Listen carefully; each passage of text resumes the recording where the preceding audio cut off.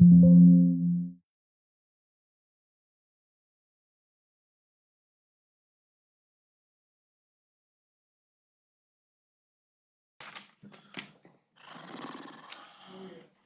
put them in this order since she's going to be shorter first, so. And she's from out of town, so I'll let her go next, and she can. You're all by yourself over there, I Jimmy. was going to say for Yeah, Sprawl out a little bit. Yeah. we get all the mics right here, a little surround sound going. I could run over Shark there. Tank style. That'd be cool. That would be cool. For roll call. Here. Reverberate off the wall. Okay.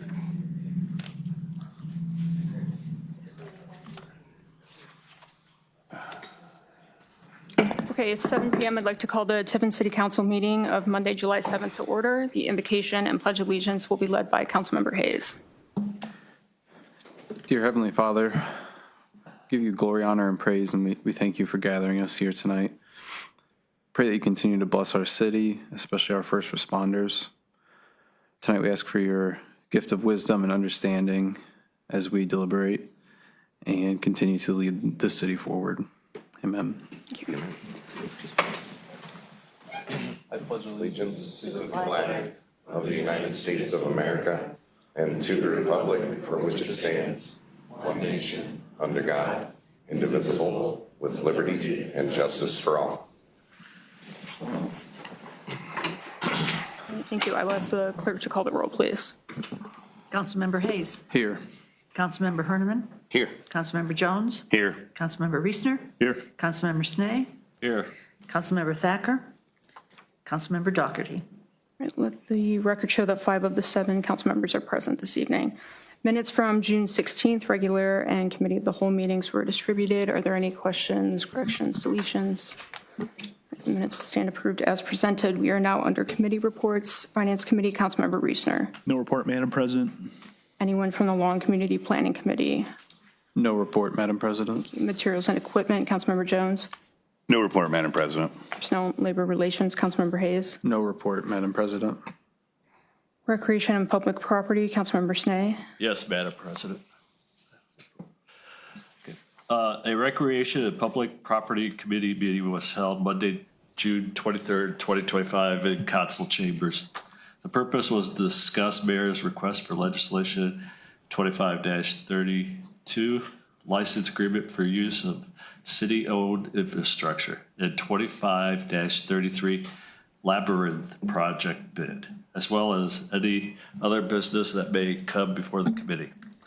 Attending were members of the committee, Dennis Snee, Chair, Aaron Jones, and Scott Herniman.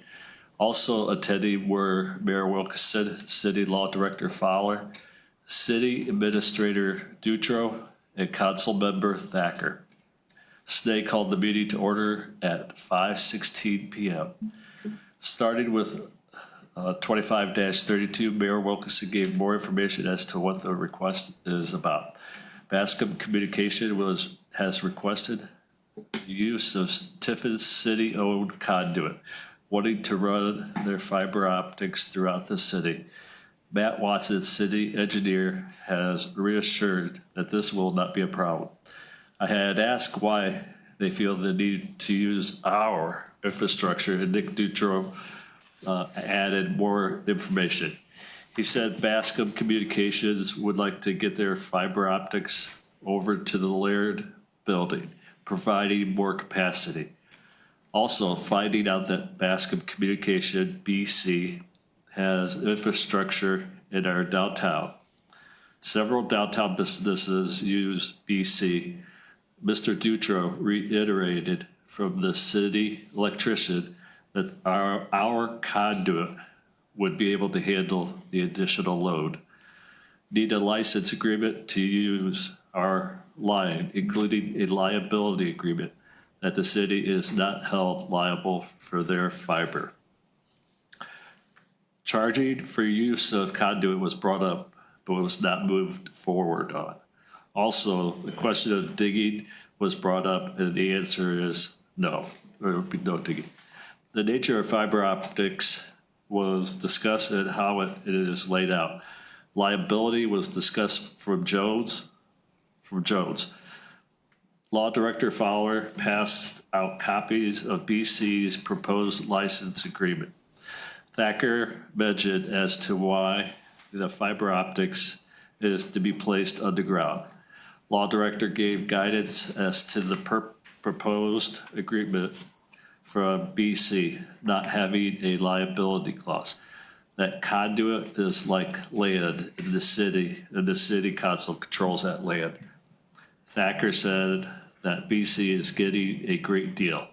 Herndon said for BC to provide a copy of their liability insurance. Discussion of an emergency and suspension was made. Emergency will be included in the legislation, but not a suspension. Jones made a motion for the law director to draft legislation to include an emergency and the liability insurance. Herndon seconded the motion, passed with unanimous consent. Okay. On to Mayor's request for legislation 25-33 Labyrinth project bid. Mayor Wilkinson gave the background as to this project of former Tiffin resident John Egbert donating $120,000 to Tiffin to have a structure built at Hedges Boyer Park. Law Director gave guidance on how to work this project. To have Mr. Egbert donate the full amount to the city and for the city to run this project. Bids and everything else needed to complete these tasks. Mayor Wilkinson stated the three aspects of this piece of legislation. Authorize city administrator to advertise and receive bids. Authorize the finance director to accept a donation from a private individual and to declare an emergency. Also, a suspension is requested. Jones asked to the location of the project. Tiffin will own the structure and responsible for maintenance. Thacker asked as to who gave the estimate, and the mayor stated Cutting Edge out of New Ringle. Bryce Kuhn is working for a firm to get a bid package to verify that amount. Mr. Egbert wants Bible verses installed into the structure, but the city will not allow this to happen. Education as to the process was further explained by City Administrator Dutra. Hardeman makes a motion for the law director to draft legislation according to three aspects of 2533. Jones second the motion. Motion passes unanimously. Further business, Hardeman asked about the butterfly project from last year, and Dutra said they are still building them. Meeting adjourned at 5:46 p.m. Thank you. Any questions on that committee report? All right. Anyone from the Street, Sidewalks, and Sewers Committee? No report, Madam President. Thank you. Economic Development and Downtown Planning, Councilmember Herniman. No report, Madam President. Anyone see the need to schedule a committee of the whole meeting? Right. We are now under reports of the officers. His Honor, Mayor Lee Wilkinson. Thank you, Madam President. Just a couple of things going on in the city today. The Youth Fire Academy is at Hedges Boyer Park this week, and I just want to put out a thank you to the fire department for putting that together for our youth. Thursday Night Tunes this week at the amphitheater features the Tuesday Crowd, and that's sponsored by Tiffin Parks and Rec. So I hope to see you all there. That'll be a good time if it doesn't rain. So I'd like to first, I have a couple of people to introduce. I'd like to first introduce Judy from TCEP, or the Collaborative, to tell us a little bit about the Tiffin Community Needs Assessment Meetings. Thank you, Councilman Smith. Yes. Take these handouts and pass them around. You can take as many as you like.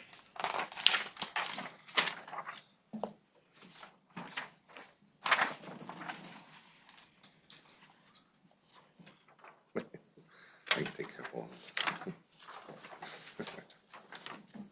All right, good evening, Mr. Mayor, Madam President, and members of the council. Thank you for allowing me a few minutes to speak with you this evening. For those of you I haven't met, My name is Judy Dezay, and I serve as the Grants and Community Engagement Coordinator for the Seneca Regional Chamber of Commerce and the Tiffin Seneca Economic Partnership. Thank you. In addition to supporting grant opportunities for our organizations, I will also be responsible for administering all City of Tiffin Community Development Block Grants, or CDBG projects, starting with the 2026 funding cycle. Each of you should have received an email from me with details about the upcoming Tiffin Community Needs Assessment meetings and a summary of the CDBG program. I've also brought these printed handouts this evening, so if you need some more, let me know. You can feel free to take some extra copies with you to share with constituents if you like. These meetings represent a new and more focused approach to gathering public input. As you may recall, the city previously used Dream Big Tiffin as a citywide forum. These needs assessment meetings are replacing that model with something more localized and more accessible. We're hosting one meeting in each ward, allowing residents to share concerns and ideas that are specific to their part of the city. The first ward meeting is Tuesday, July 22nd, 6:30 to 7:30 at the Tiffin Seneca Public Library. The third ward meeting is that following Thursday, July 24th, 6:30 to 7:30 at North Central Ohio ESC. The second ward is Tuesday, July 29th, again 6:30 to 7:30 at Faith United Methodist Church. And the fourth ward is Thursday, July 31st, 6:30 to 7:30 at the Tiffin AmVets. And all of that is on the back of the handout. All residents are welcome to attend any meeting regardless of the ward that they live in. We've also launched an online portal at tiffinneeds.com so that those who can't attend in person can still share their feedback. And I'm happy to say the last time I checked, we've gotten a dozen or more respondents for that as well. This hybrid model reflects the mayor's boots on the ground approach, engaging directly with residents and using their voices to shape our priorities.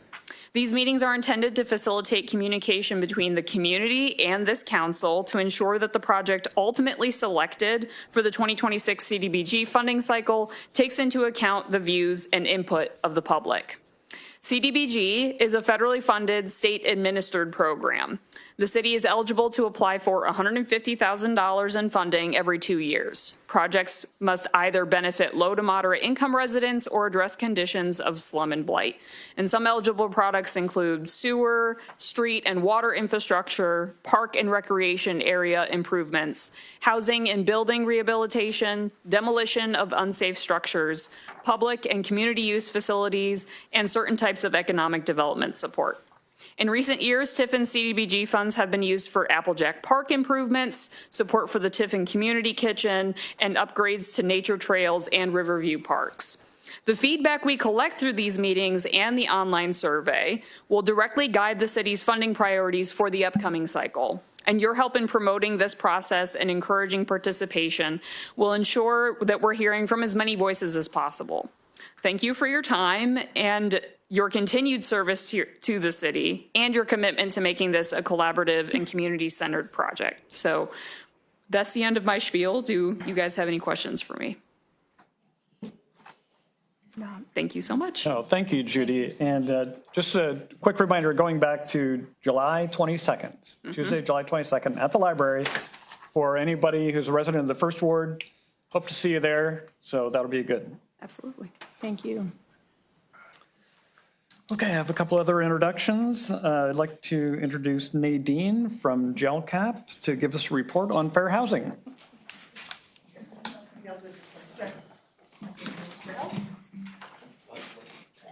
I'm handing out a sign-in sheet and a couple of brochures, so if you would each take one of the brochures, I greatly appreciate it. I'm here to talk to you about fair housing.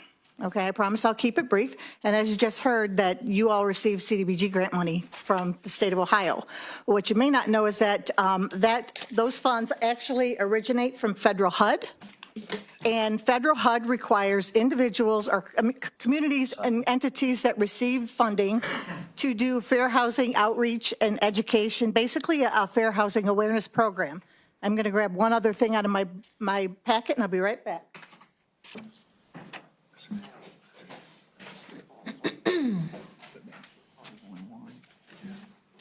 She said we had to sign it. Did you say we have to sign it?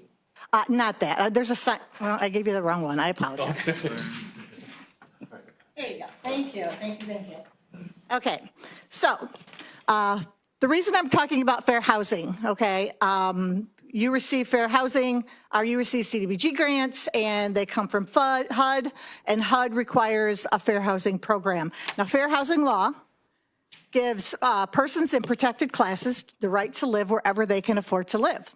You know, in 1965, Ohio was actually one of the first states to enact fair housing legislation.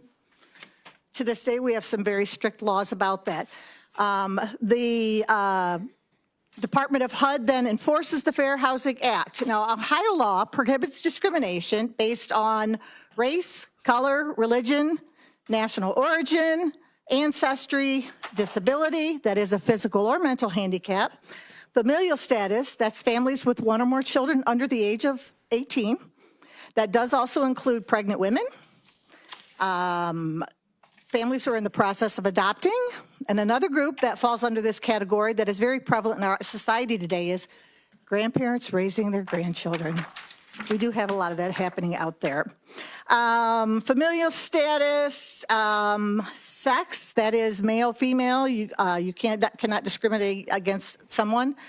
In 2021, HUD officially added guidelines that you cannot discriminate against somebody based on their gender preference or sexual orientation. They have since added that, okay? Last but not least, military status. Military status is a protected class for discrimination, believe it or not. Illegal activity includes housing, financing, and insuring. Just a couple quick examples. You cannot falsely deny that housing is available to someone based on their race, color, religion. Refusing to make a mortgage loan, discriminating in appraising property. We do have some issues with steering certain types of individuals to a certain, to a certain area of a community, okay? There are some exemptions to Ohio's law. Housing for older persons may exclude families with children if HUD has determined the housing was designed for and occupied by elderly persons under a federal, state, local government program. So you do have like your senior citizens housings out there that are funded under state, local government programs. Protections for those with a disability, okay? And if an occupant has a physical or mental handicap, some examples, hearing, mobility, visual impairments, very common, right? How about chronic alcoholism? Chronic alcoholism is a disability. AIDS, AIDS-related complex, that is a disability as well. A landlord may not refuse to let a tenant make reasonable modifications to a dwelling for easier access, okay? Very common is handicap bars in the bathrooms, handicap ramp. A landlord may require the tenant to remove those when they leave, should they leave. Nobody ever asks you to remove the handicap bars, but there have been issues with people, with landlords having issues with the tenants not removing handicap ramps, and sometimes that does cause an issue. Refusing to make reasonable accommodations in rules, policies, and practices. Just a quick example there, maybe a handicap parking spot, okay? Now the one thing that's causing a lot more issues in today's society, and we are getting calls on this as well. Service animals and assistance animals, okay? Service animals are trained for specific tasks, all right? And they are allowed in public places. Typically, you're seeing eye dogs. Assistance animals, or as we tend to know them as emotional support animals, they are not trained for specific tasks, and they do not have the same rights as the service animals. They are not, a business does not have to allow them inside their business. Neither are considered pets when it comes to housing, okay? Neither are considered pets. Therefore, a landlord cannot charge a special pet fee or raise the rent or anything along those lines. The tenant must supply a written prescription from a health professional, doctor, or a therapist, and it must come from a professional physician, A landlord can look at the Ohio Licensing Board, making sure they are an actual legally practicing physician. Okay. They can also request records from the animal's health records as well. Tenant must supply the written prescription, rights of the housing provider. The animal's owner is responsible for damages caused by the animal. They can refuse certain types of animals if an animal will present an undue hardship for their business. Illegal exotic animals, I don't know any landlord that really wants a 12-foot python in their dwelling. Dangerous animal breeds. I did find out, though, that they cannot do a blanket, oh, that's a dangerous animal breed. The HUD requires them to show proof that the animal is a danger, not just because it's a pit bull or it's a dangerous animal breed. Okay. Something new. HUD is now coming down on landlords who are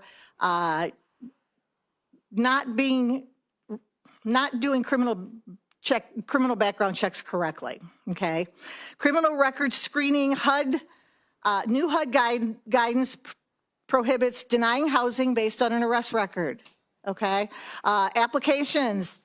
No longer can they say, oh, you have a felony, sorry, we're not going to rent to you, okay? They cannot do that. They have to conduct background checks consistently.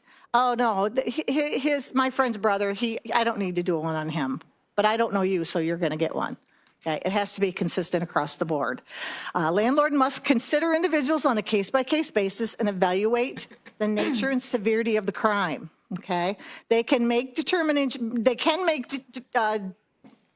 must make a determination based on facts and evidence and not on perceived threats. He's full of tattoos. He's trouble waiting to happen. That's a perceived threat. Okay. Individuals can be denied housing if recent criminal records does make them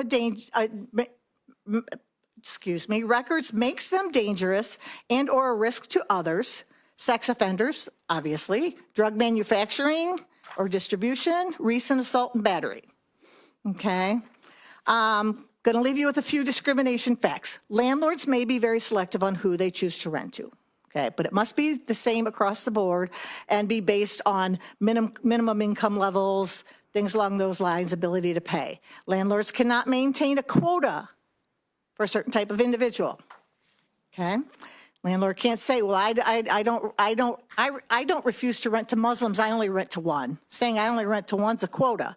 But I do use that as an example because ever since 9/11, Muslims are discriminated against. That is a religion. Fair housing law prohibits advertising with a preference for a type of person or to exclude a type of person. Cannot say no children, no single moms, single men only. Okay, you cannot use those in advertising. And we do check. Okay, we do look at the newspapers and we make sure advertising is done. Of course, nowadays everybody's using Marketplace, so we've had to expand our search records to make sure we're looking at all aspects. Final thing: many cases that go to court are dismissed. Many cases that go to court are dismissed. Why? Lack of evidence. So we always tell everybody, document, document, document. What's happening, dates, times. Are there witnesses? Are there witnesses to what's going on? Are they willing to go to court for you? Okay. So everybody's got brochures. And the blue brochure talks about the protected classes.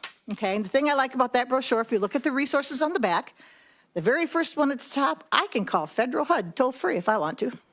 Now, we don't encourage that. We encourage you to reach out to the Civil Rights Commission first, and that's generally what we'll do. We will refer to them. The landlord tenant brochure, the thing I like about that is that actually has the Ohio Revised Codes, okay, that where certain instances fall under, and it talks about things as the proper eviction process, utility shutoff, things like rent withholding.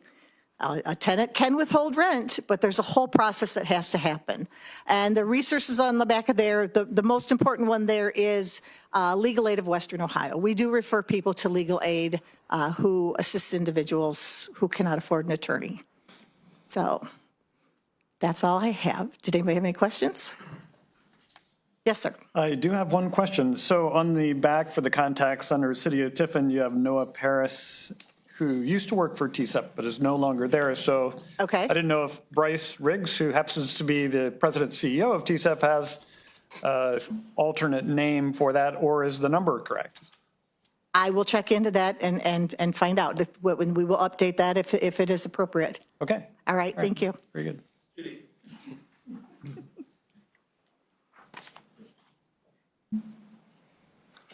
So Judy, okay. Any other questions for our guest? Councilmember Herniman. Yeah, thank you. Well, Nadine's signing in and stuff and everything. Just on, just out of curiosity and stuff, how many, complaints, do you have annually and that pertain to the city of Tiffin and such? We do not get a lot from Tiffin. We tend to get a few more from Seneca County as opposed to Tiffin. Both Tiffin and Seneca County are there are good children. A couple of other counties are the problem children, but no, I would say maybe 4 or 5 a year. And a lot of those, the majority of what we get are landlord-tenant. Yeah, landlord-tenant issues, so. Thank you. Very good. Thank you. Thank you. Thank you very much. Okay, and I have one more thing that I would like to share with people.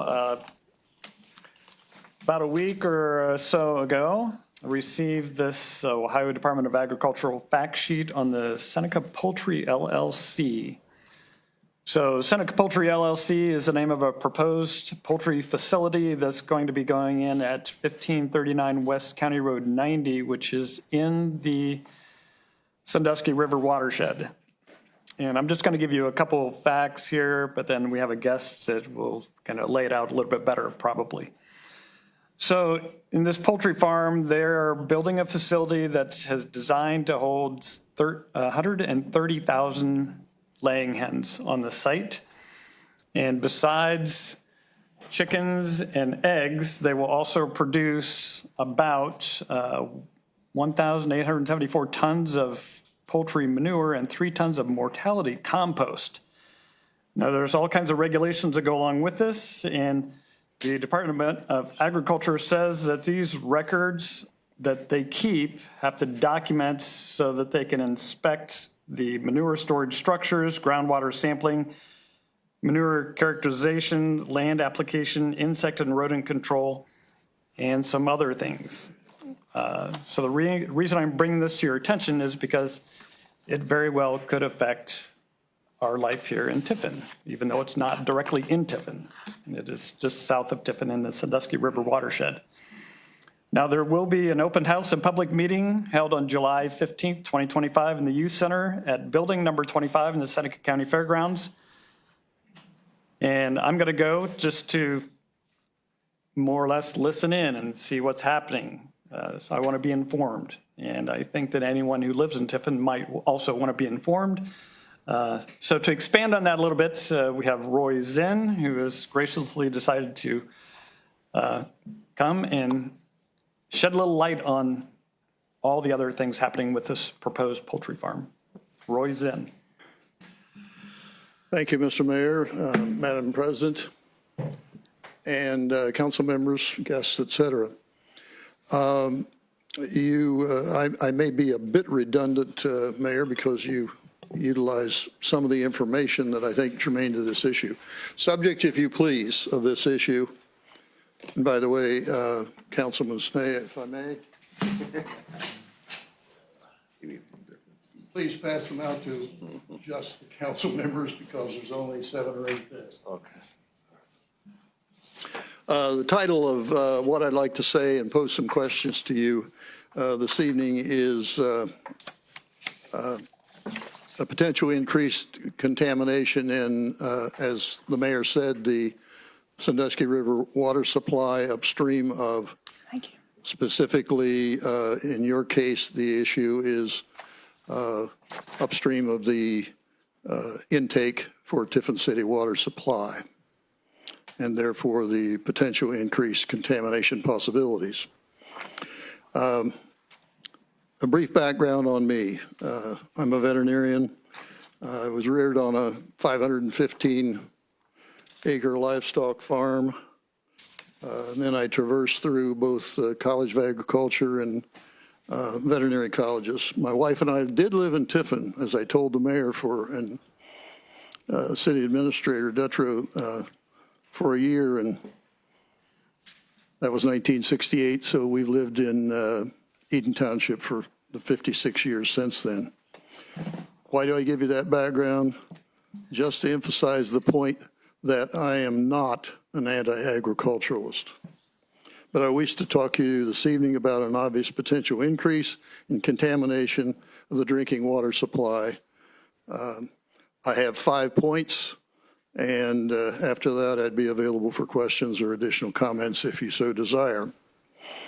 The mayor already delineated the applicant for a permit to install and operate 130,000 unit laying factory on County Road 90. And if any of you don't know where that is, that's 5 miles south of Tiffin, on the west side of the Sandusky River by a quarter of a mile.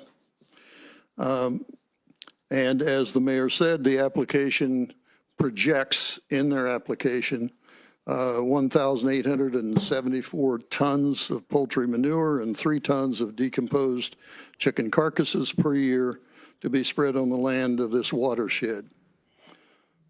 If any of you don't know what a watershed is, it's basically a drainage system unit. And the drainage from that proposed facility is therefore part of the Sandusky River watershed, the Sandusky Bay, Lake Erie, and Great Lakes watersheds. The only concerns I'm addressing this evening are nitrogen phosphorus runoffs. There are many other controversial subjects to this proposed poultry installation, not the least of which is that it's is proposed to be adjacent proximity to the old city dump. Now, those are termed city landfills. They were dumps when it was operating. Third point, current levels of the 2 constituents that I'm talking about, nitrogen and phosphorus, as well as others in our waterways, are well documented by numerous scientific studies, and I'm not throwing data at you tonight, but if you want to check first with the National Center for Water Quality here at Heidelberg, Ohio State University, Lake Erie Water Quality Data, Lake Erie Bloom Severity Index data, and the subset there, specifically the Sandusky River, the Ohio Lake Erie Phosphorus Task Force final report, and H2 Ohio Initiative, as well as some others.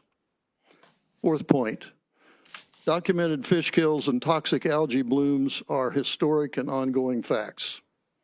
I'm sure you're all aware of the publicity of those in the last few years. The last point. Now, specifically regarding the additional runoff load of nitrogen and phosphorus in your water, this proposed facility is in the corridor management zone, as the mayor mentioned, of the City of Tiffin water intake, and that's delineated by Ohio's drinking water source protection area. What's that mean? This proposed facility is some 6 miles upstream as the river flows, and therefore well within the 10-mile corridor management zone designated area. That, let's don't get into it in the interest of time, but that basically is a zone established by the state saying that that is a particularly sensitive area within 10 miles of intake of things such as your water supply. Aqua Ohio, your water provider, indicates you currently have 3 to 4 weeks yearly of unacceptable high nitrogen and/or phosphorus levels in your water intake. Ask them for their data on the load to your water supply from the Sandusky River, and they have that data. It's proprietary, it's theirs, but obviously as their client, I'm sure you can acquire that if you so desire. I'm not saying they didn't offer it to me. I didn't ask because it is proprietary. By the way, in the permit application, all 42 farm fields listed for manure and decomposed carcass spreading are rated as having a high nitrogen leaching potential. That's state regulations. All those fields, as delineated in the permit, have been measured, and it's in the 294-page permit that was submitted to the Ohio Department of Agriculture. Poultry manure is typically higher in both nitrogen and phosphorus than mammal manure. Mammal manure meaning pigs, sheep, cattle. Now, in summation, broadly, there is a great concern for the quality of our water resources in Northwest Ohio. We're all cognizant of that. There are many ongoing efforts to improve that water quality. More narrowly, what about your future water supply here in Tiffin? And the questions I pose to you, council members, and the mayor, are you in favor of the likely expectations of additional higher levels of nitrogen and phosphorus in your water? If you're unsure, consult with Aqua Ohio. What is your position on behalf of the citizens of Tiffin? Are you, as decision makers, in favor or opposed to this additional load of runoff into the Sandusky River watershed? Not to be personal, Mayor, but I suggest that you do more than go as an observer to the meeting on the 15th. I'm available for questions now, additional comments, or I could be available after the meeting. Are there any questions? Councilmember Reesner. Thank you, Madam President.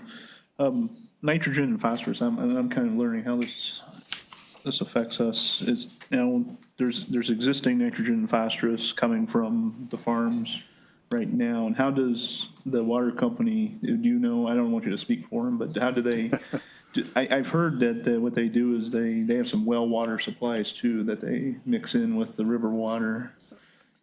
You are correct to the degree that it can happen. That's my observation. I'm not an Aqua Ohio employee. I suggest you talk with Scott Ballinger or other publicly speaking entities for Aqua Ohio. Okay. But as I can glean the information specific to your question, you have limited ability to dilute out undesirable contaminants in the water coming from the river, i.e. there's not that much well capacity. Okay. And they do utilize that as they can in those 3 or 4 weeks average per year over the last few years. Okay.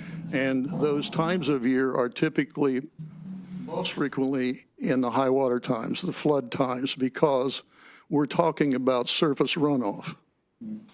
And obviously, when you have higher rains or snow melt, then you're going to have more runoff into streams and therefore into potable water sources such as City of Tiffin's water. Thank you, Dr.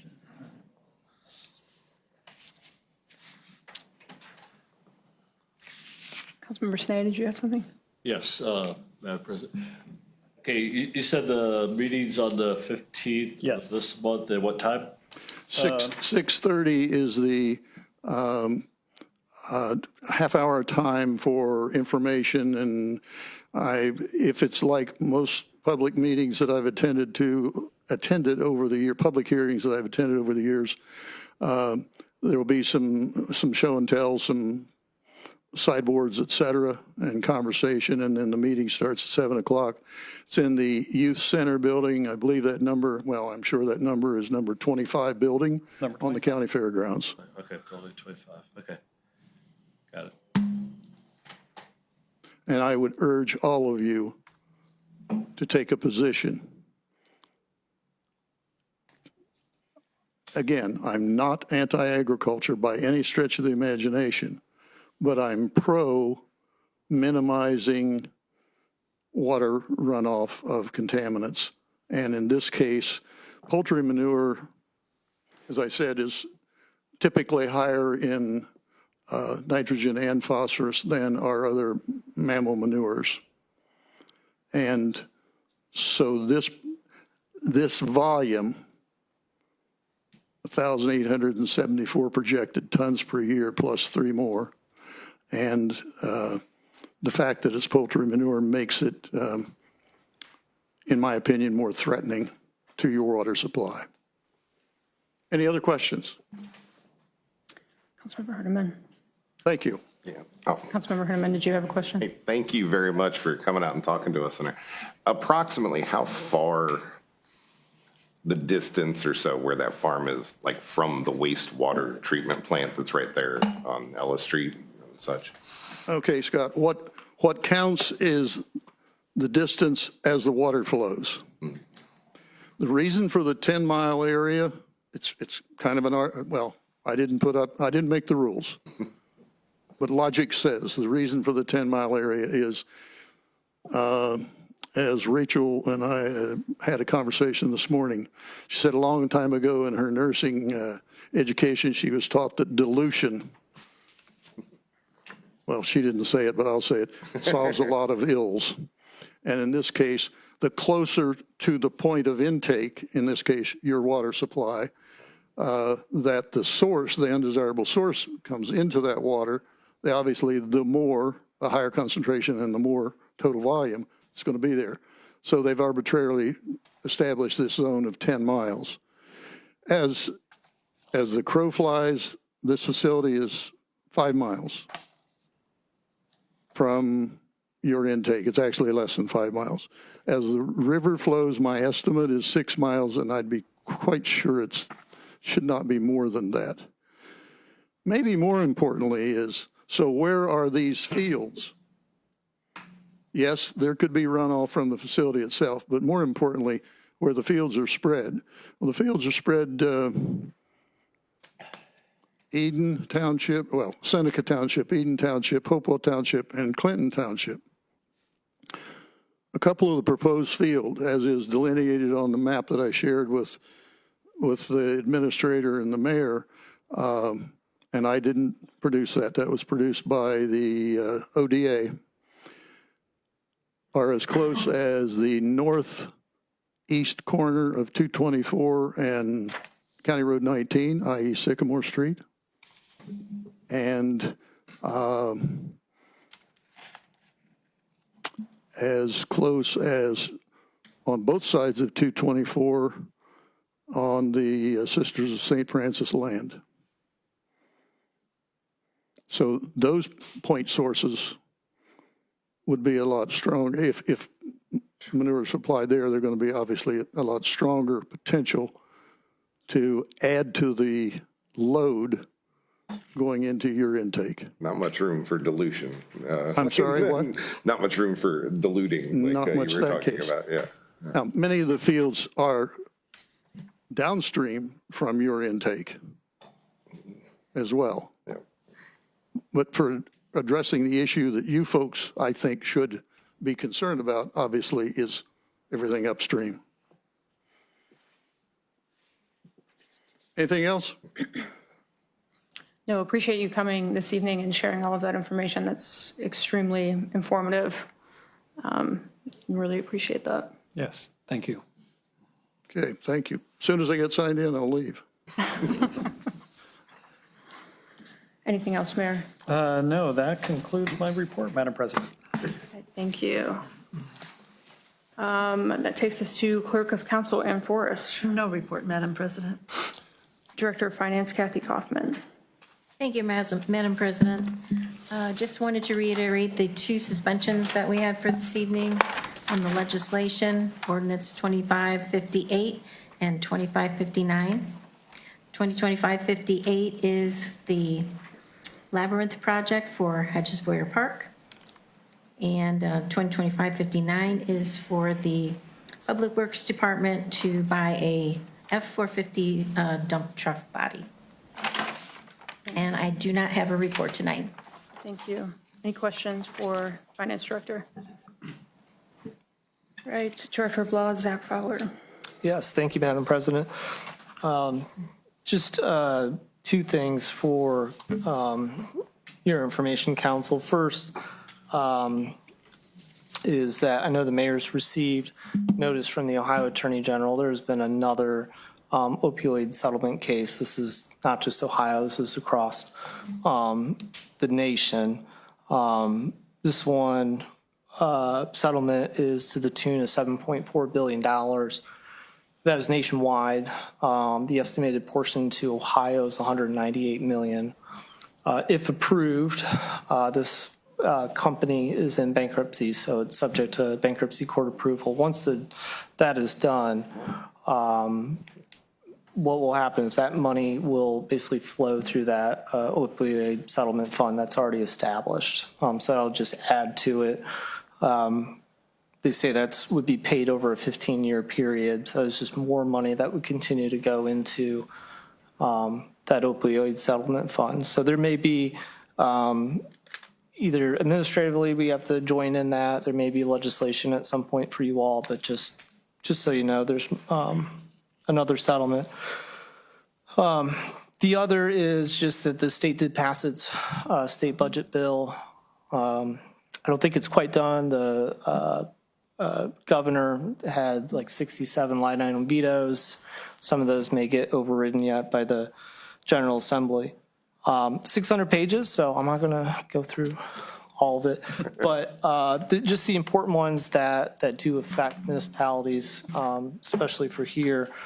Flat tax for state income tax was approved, so that will have the impact of lowering state revenue in time, which also impacts the local government fund. So even though that was raised by a bit from 1.7 to 1.75%, the estimates at this time is that in fiscal year 27, that's an $8 million reduction, and that would kind of compound over time. The other is on the there was some activity on marijuana. Nothing really ended up happening, but there's still some push to probably not overhaul, but change the tax a bit. But nothing's changed. So that community host fund is still there. The only problem right now is there's no appropriation for it. So it's being collected by the state, but there's no funding mechanism to send that out to the host communities. So that's why we still have not seen any money from that tax. So those were really the big ones. There's a few others that I'm sure over time that we will find that will make some impacts. It's the budget bill. There's always a lot packed into it, but we'll bring those up at future times for you, just to let you know if there's some other impactful changes. But those were the big topics. Okay, thank you. Questions for the Law Director? Okay, anything else? Nothing else. All right, we are now under written communications. Thank you. We have Mayor's request for legislation number 25-34, OPWC, sewer replacement project application. Mayor's request for legislation number 25-34 is referred to the Finance Committee. Mayor's request for legislation number 25-35, resolution of intent for CSO 913 and 15 sewer project. Mayor's request for legislation number 25-35 is also referred to the Finance Committee. Mayor's request for legislation number 25-36, resolution of intent for sewer rehabilitation project. Mayor's request for legislation number 25-36 is also referred to the Finance Committee. Finance Director's request for legislation number F25-22 to amend the 2025 Budget Ordinance 24-94 to appropriate funds into the street capital budget. Finance Director's request for legislation number F25-22 is prepared this evening as ordinance 25-59. And we also have the second quarter 2025 credit card compliance report from the compliance officer, Linda Neely. Thank you. This will be held on file. Yes, Councilmember Reesner. Thank you, Madam President. I move to accept the credit card compliance report. This is for the second quarter, 2025. Thank you. There's a motion to accept the second quarter 2025 credit card compliance report. Is there a second? Councilmember Horniman. I'll second that motion, Madam President. Thank you. There's a motion and a second. Any discussion? All in favor signify by saying aye. Aye. Opposed? The motion carries. All right, we are now under oral communications. Anyone wishing to address council may step to the podium, sign in, and direct their questions to myself. I will ask, given the amount of attendees we have this evening, if we can try to keep our commentary to about 3 to 5 minutes. It would be just to allow everyone an opportunity to speak this evening. Thank you. Of course. Thank you. Councilmen and women, Mayor. My name is John Bolte. I'm here on behalf of Seneca Poultry LLC. This is my project, and so my question for you would be, I'm happy to answer any questions that you guys have, but if you so allow, I would like to begin with some of those statements that were made previously. I brought with me the 360-some page permit. You guys are welcome to take it and pass it along, pass it around and look through it. It has also EPA, NPDES, stormwater discharge permits, and any other necessary permitting that was required with this project. Yes, this project is a calf, confined animal feeding operation, and yes, it carries a bad reputation with it. With agriculture where we are today, unfortunately, to be profitable or cash flow for a family farm, you have to create some size and scale. And so for my family and for our future of our operation, this was the direction we decided to head. It was done in partnership with the Kalmbach family, so hence why there is an LLC that we are combined with, and that is why things are tailored towards 7148 State Highway 199 Upper Sandusky. But all that being said, I am the manager. It is my project, my barn, and I'm the local representation. Should you guys have any questions, my cell phone number is 614-915-4759. Call, text, any time of day or night. I will be glad to answer your concerns. On some of the comments made earlier, water quality being all 5 of those points. There's no bigger advocate for agricultural water quality protection than myself. I am a proud member of the Ohio Farm Bureau. I serve on the State Board of Trustees and have now campaigned for 5 or 6 years to maintain H2 Ohio funding so that the farmers of Seneca County and around Northwest Ohio can continue to do the right thing to protect our water quality. Yes, poultry litter does contain a fair amount of nitrogen and phosphorus. Yes, every single one of my fields that I project or hope to apply upon has to be sampled every 2 years to ensure that my nitrogen or phosphorus levels are not greater than what the soil can maintain to ensure that there is no runoff into our streams. I am the last person that would like to see a runoff incident because my name, my reputation is on the line, and at the end of the day, if there's a fish kill incident, I get to pay the bill. I do not want to do that. That would probably bankrupt my operation. And so I am going to do everything in my power to do the right thing all of the time. Yes, I am aware that the city dump is to the west edge of our property. That family farm has been, my grandmother was born and raised there. We have dealt with the dump since before I was a child, before I was conceived, before I was born, before my mother was born. We know it's there.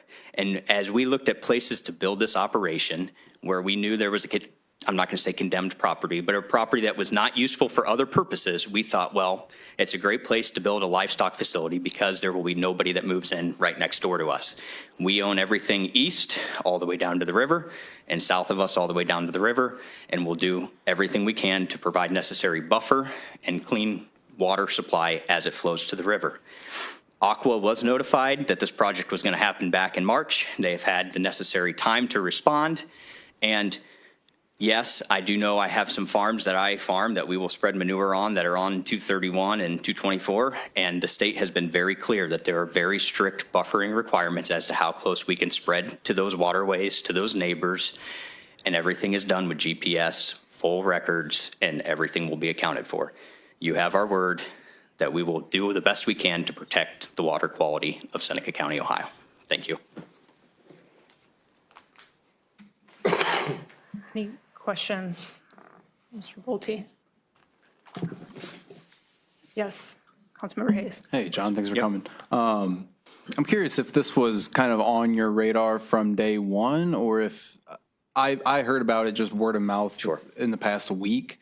And obviously there's, a lot here and a lot you guys will have to go through and everything. But yeah, I'm curious if like from day one you thought, oh man, this is going to be an issue. How are we going to deal with it? Or is this kind of sudden for you that people are maybe more concerned than you thought I knew people would be concerned. A little bit about how the state permitting process works, if you don't mind.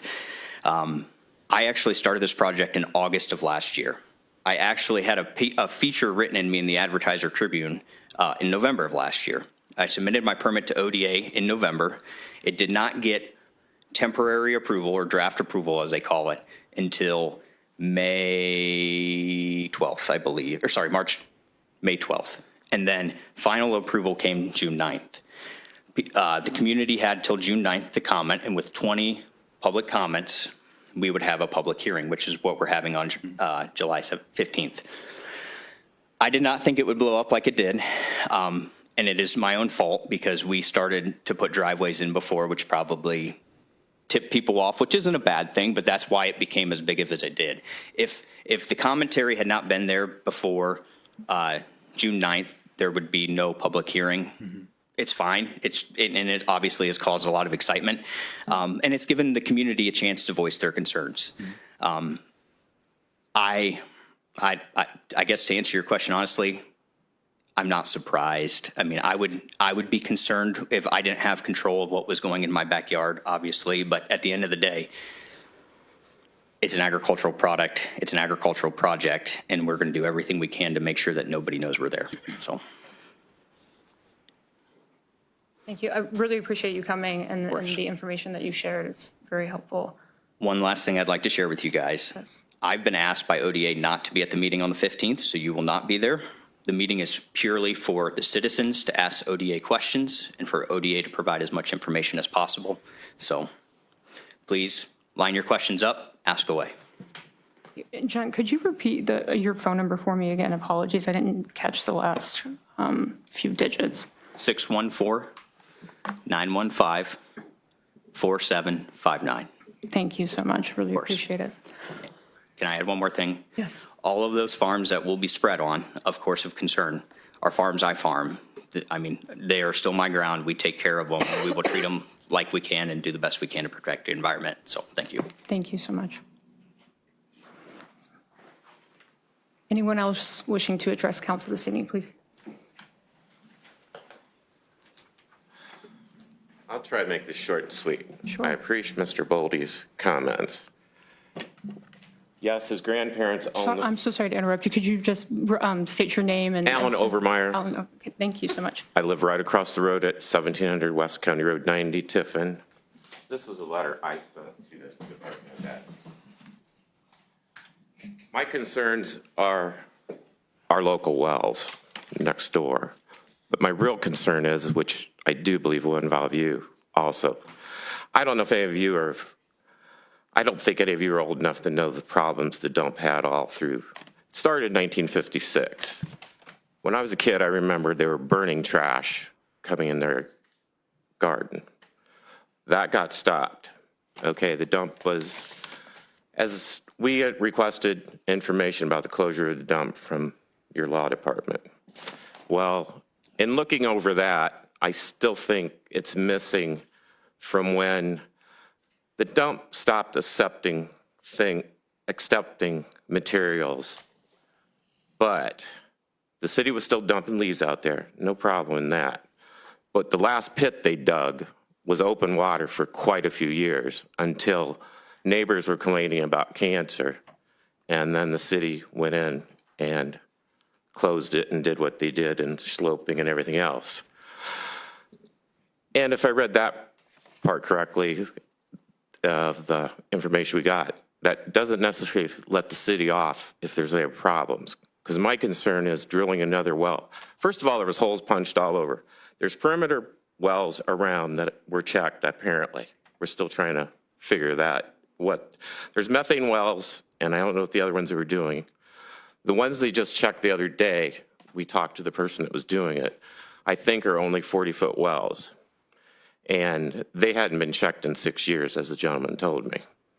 So my point is, to get right to the point, is where the facility is, with that open water originally being only 50 to 75 feet away from basically the building, whether there was ever any leachage going into this property, where if a new well is popped, could it disturb what could have leached? I don't think there was ever any bores done to check on the King property. And yes, the King's, his grandfather farms a farm, not Mr. Boldy, that's adjacent to the operation. So that's all I have at the moment. I think my letter states it, because I'm the last original resident on the road. 5 others on the road have died of cancer. Not blaming it on the city, but there was the ones that started this thing about the cancer issue lived a road or two over. But since that time, there's been people dying on our road. My concern is if they pop a new well for this facility, are you guys gonna be liable if it finds out that you're feeding 126,000 chickens, possibly contaminated water? Is Mr. Boldy gonna come to you and say, hey, you're liable? So that's my point. Sweet, so I'm sorry. But I mean, I'm 66. All the rest on the road are gone now, and I'm the only one that's been there the whole time, because my father's farm is 160 acres across from it. And also the other neighbors are worried too, is there's actually at least 4 natural springs on this property, on the King property, let alone there's 4 across from me, and there's actually I can't think what it's called at the moment. There's a well with a pipe coming up that's a natural spring that's only 2,000 or 3,000 feet away from where the waste building's going to be. And everything from the waste building can either flow into your dump, their lowlands, either where the waste building's going to be, it can possibly flow into the dump and go to the river. If it goes to the north, it'll still go to the river. And if it goes to the east, it's still going to go to the river. So that's my concern. We're concerned about our wells, and I'm trying to say the city might want to be concerned about this, because if it's found out that you got eggs from a contaminated well, everybody's going to have a problem. So that's all I have. So if you have any questions. I do not have any questions. Does anyone on council have any questions? Appreciate your commentary. Thank you very much. Sorry, it's just that most of the people that dealt with the dump before probably aren't here on council anymore, or are not alive. Sure. So, thank you. That's Absolutely. But I'm concerned about you guys being liable if this goes way south, let alone the amount of water they're going to draw for the chickens could actually draw contaminants up. I'm not an expert. I'm just saying it could happen. So, Appreciate you coming in this evening. thank you. Is this a copy? This is a copy of your letter, or do you want this? Yes, I wrote that. My neighbor's seen the article in the paper, which was only yay big, 2 little articles, and I immediately wrote the letter. I sent that certified to the Department of Ag because I wanted to be on record if the wells, something happens to the wells, somebody's got a problem. Because yes, the city did come around when the last time they worked on the dump, checked all our residents of the roads well. And we're considering getting them tested now too, if this facility goes in, to have a record of what happens down the road. So, Thank you again. thank you. Is anyone else wishing to address council this evening from the public?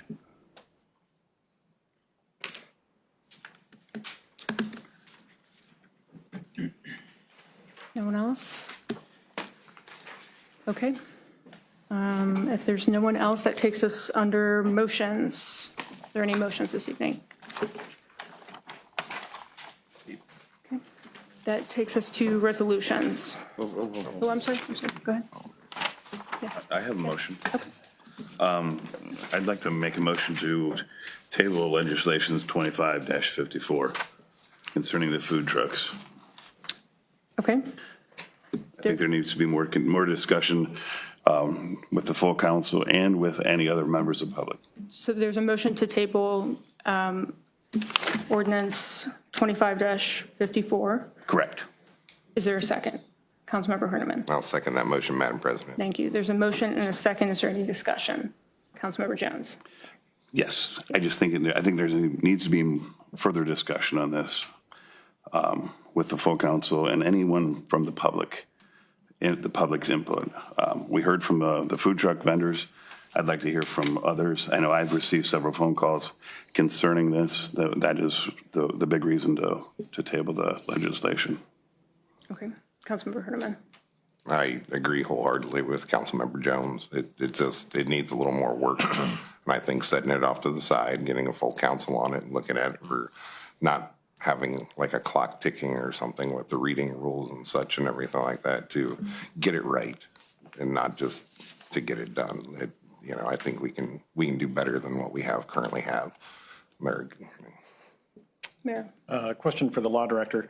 So if this motion passes and this gets tabled, then when would we be allowed to discuss in open meeting?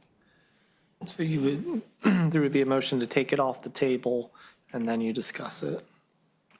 So it can't be discussed while it's tabled? That's correct. But with it being tabled, can't it be referred to a committee? That's correct. And that it could be discussed at a committee? Yes. Okay. Very good. Any other discussion? Yes, Councilmember Hayes. Yes, I was under the assumption we were going to talk about it at our special meeting next week. It sounds like if we tabled this, we would not do that. Is that correct?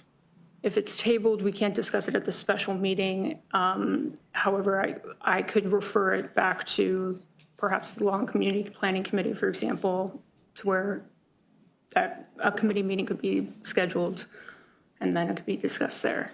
Okay. Yeah, just to clarify confusion. So if it's tabled, at the special meeting, you could pull it off of the table, have a discussion, make any amendments. It would be at a third reading at that point too. After any amendments, it would be a motion could be made to have it voted on. But sorry, just to clarify. So, but if it's tabled tonight, it's in the special meeting announcement, we need to include that being a discussion. Correct. Topic. Correct. Yes. Okay. Councilmember Herniman. Would it be appropriate to talk about that ordinance during other business? Or would the process be to take it off the table to discuss it at the special meeting? If we can't come to a conclusion, put it back on the table? Or just let it keep reading? I mean, there's no rule that we have to. It just says that any ordinance has to be read 3 times. It could be read 4, it could be read 5, it could be read 6. We could. Yes, that's correct. But we can discuss it during other business and such during, any. If your intention, if you know that you want to discuss this at the special meeting, it should be in your announcement. Okay. Any other discussion before we vote on this motion this ordinance being tabled? Okay, seeing none, I will ask the clerk to call the roll on the vote, please. Councilmember Hayes. Yes. Orneman. Yes. Jones. Yes. Reesner. Yes. And Snee. Yes. Okay, the motion carries. Any other motions this evening? All right, that takes us to resolutions and ordinances.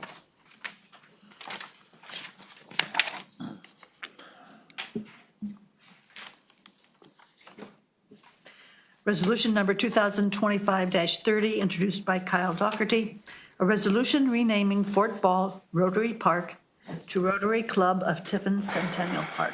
This is the second reading of Resolution 25-30.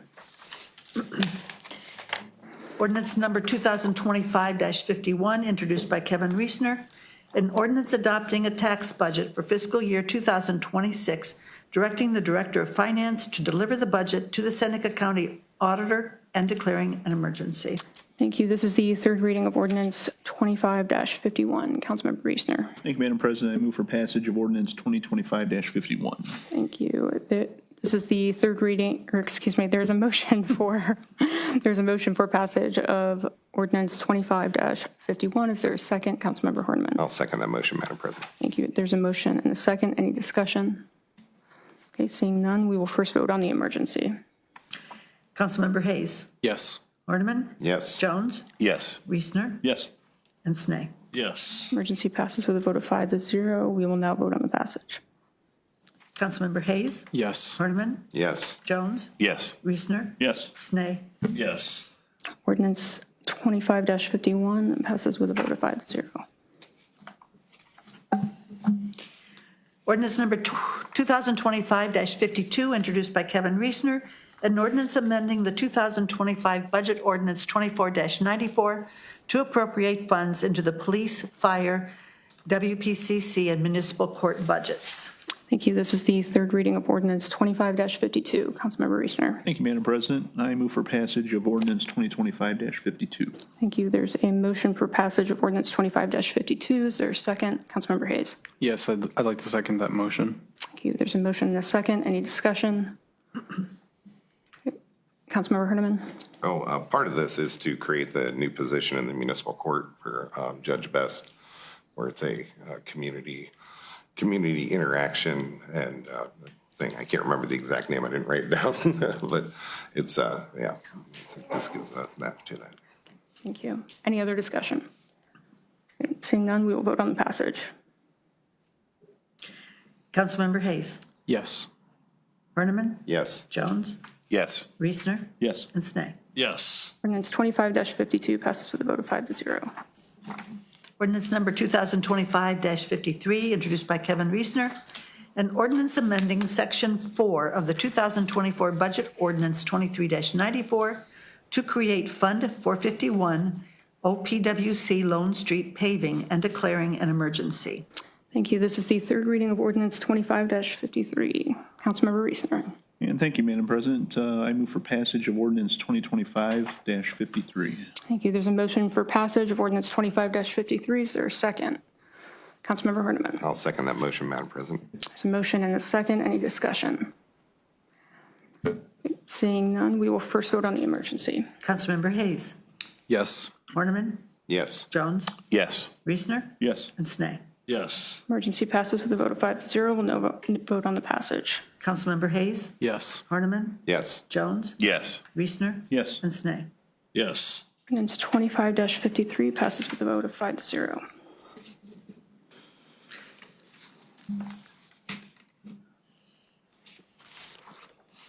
Ordinance number 2025-57, an ordinance authorizing the city administrator to enter into a license agreement with Bascom Communications for use of our conduit system and declaring an emergency.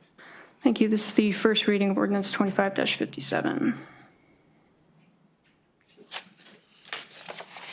Ordinance number 2025-58, introduced by Dennis Snee.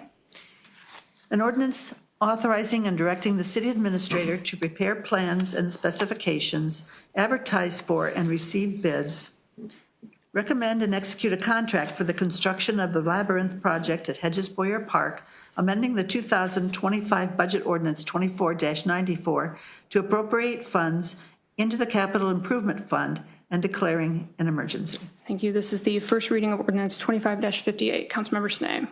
Yes, Madam President. Move for immediate passage of ordinance 2025-58, suspending City Council's 3 reading rule. Thank you. There's a motion for suspension of council's 3 reading rule and immediate passage of ordinance 25-58. Is there a second? Councilmember Reesner. I'll second the motion, Madam President. Thank you. There's a motion and a second. Any discussion? Councilmember Snee. Yes, Madam President, thank you.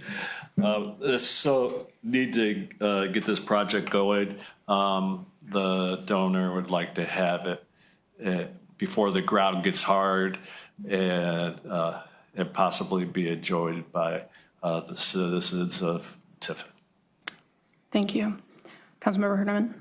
For those that don't know, it's a project where there's a, over by the wetlands, it's going to be like a concrete kind of reflective place for people to sit down and enjoy nature and everything. And all of the funds are being donated privately. And basically what we're doing is approving to put that money in the budget. Thank you. Any other discussion? All right, seeing none, we'll first vote on the suspension. Councilmember Hayes. Yes. Horniman. Yes. Jones. Yes. Reesner. Yes. And Snee. Yes. Suspension passes with a vote of 5-0. We'll now vote on the emergency. Councilmember Hayes. Yes. Horniman. Yes. Jones. Yes. Reesner. Yes. And Snee. Yes. Emergency passes with a vote of 5-0. We'll now vote on the passage. Councilmember Hayes. Yes. Horniman. Yes. Jones. Yes. Reesner. Yes. And Snee. Yes. Ordinance 25-58 passes with a vote of 5-0. Ordinance number 2025-59, introduced by Kevin Reesner, an ordinance amending the 2025 budget ordinance 24-94 to appropriate funds into the street capital budget. Thank you. This is the first reading of ordinance 25-59. Councilmember Reesner. Thank you, Madam President. I move for immediate passage of ordinance 2025-59, suspending city council's reading rule. Thank you. There is a motion to suspend council's three-reading rule and immediate passage of ordinance 25-59. Is there a second, Councilmember Jones? I'll second that motion, Madam President. There's a motion and a second. Any discussion? Councilmember Reesner. Thank you, Madam President. This is for the Public Works Department, desperately needed truck they recently bought. And this gets the dump truck body. This is used for common things like salt and other utility projects they have going on around town. The amount we're talking about here is $70,000 into the 331 Capital Improvement Fund. Thank you. Any other discussion?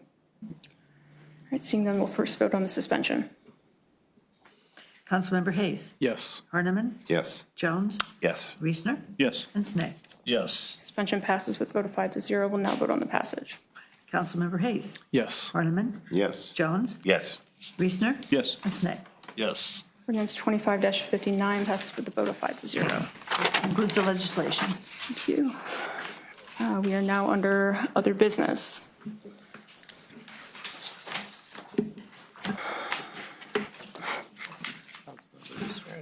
Thank you, Councilmember Reesner. Do you want to do your meeting first, or should I? No, go ahead. Okay. I'd like to announce a Finance Committee meeting. That will be Monday, 7:15 PM, 7/14/2025, July 14th, 2025.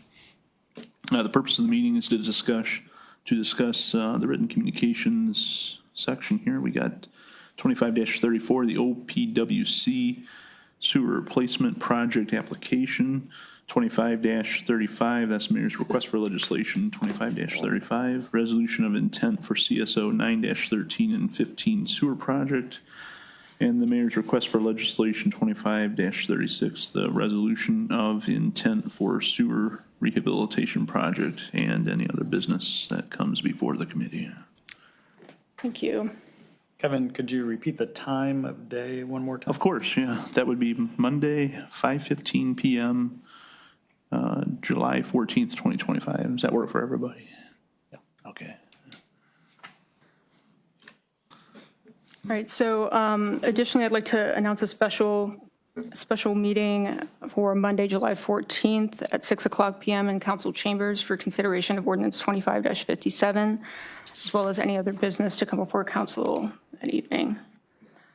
Is there anything else for council to consider this evening, City Administrator? Yes, thank you, Council President. I wanted to give everyone an update now that we're at the halfway point of the year on the weights for our Rumpke waste and recycling. So far in 2025, Rumpke's collected 2,971.68 tons of trash. That includes the bulk pickup day that was in June. This year, they collected 162.64 tons of trash at the bulk pickup. So for some comparison on those two items, last year, 2024, 141.47 tons were collected at the bulk pickup. And then as far as municipal solid waste for this same time period last year, 2,991.72. Recycling for the same time period, 462.5 tons of recyclables in 2025. And then that's compared to 468.27 tons. So you guys love numbers. I figured, you know, after our meeting, you really wanted to hear that. For the public's awareness, a number of council members are going to be traveling to Rumpke's recycling center here this month. So that'll be neat. We'll, you know, we did have Blake from Rumpke here a few weeks ago talking about that. So getting boots on the ground, I hear it's quite the facility. So looking forward to that trip. Thank you for that. Anything else to come before council this evening? Okay, seeing nothing, we can adjourn. Thank you all. Appreciate everyone attending this evening. I know it was a long one. Thank you. It could have been longer. Could have been longer. It can always be longer.